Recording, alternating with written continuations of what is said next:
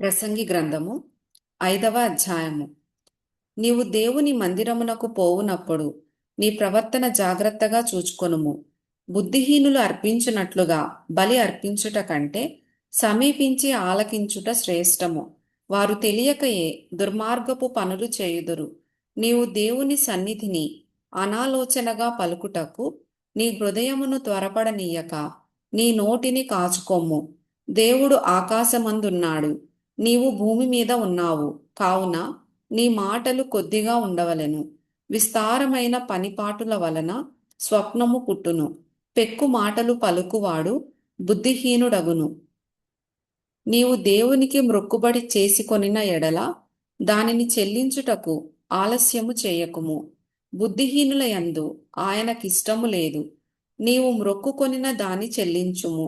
నీవు మ్రొక్కుకొని చెల్లింపకుండుట కంటే మ్రొక్కుకొనకుండుటయే మేలు.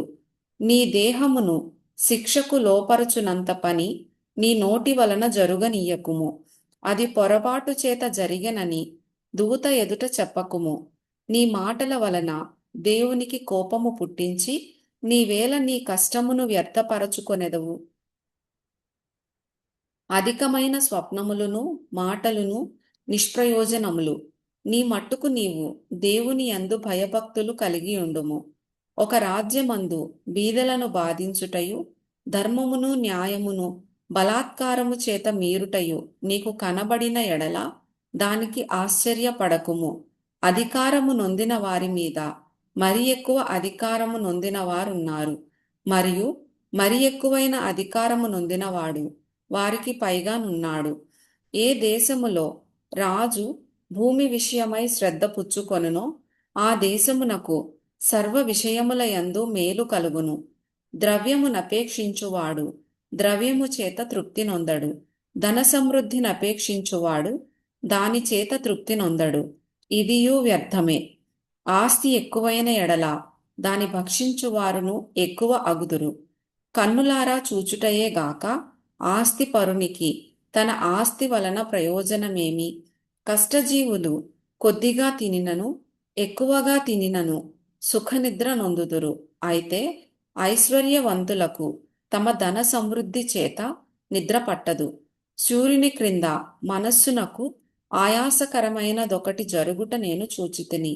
అదేదనగా ఆస్తి గలవాడు తన ఆస్తిని దాచిపెట్టుకొని తనకు నాశనము తెప్పించుకొనును. అయితే ఆ ఆస్తి దురదృష్టము వలన నశించిపోవును. అతడు పుత్రులు గలవాడైనను అతని చేతిలో ఏమీయూ లేకపోవును. వాడు ఏ ప్రకారముగా తల్లి గర్భము నుండి వచ్చెనో ఆ ప్రకారముగానే తాను వచ్చినట్లే దిగంబరిగానే మరలపోవును. తాను ప్రయాసపడి చేసుకొనిన దానిలో ఏదైనను చేత పట్టుకొని పోడు.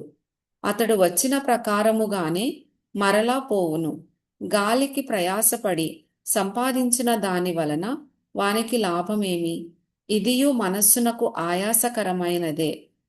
తన దినములన్నీయు అతడు చీకటిలో భోజనము చేయును. అతనికి వ్యాకులమును రోగమును అసహ్యమును కలుగును. మరియు కోరదగినదిగాను చూడముచ్చట అయినదిగాను నాకు కనబడినది ఏదనగా, దేవుడు తనకు నియమించిన ఆయుష్కాల దినములన్నీయు ఒకడు అన్నపానములు పుచ్చుకొనుచు తన కష్టార్జితమంతటి వలన క్షేమముగా బ్రతుకుచుండుటయే. ఇదియే వానికి భాగ్యము.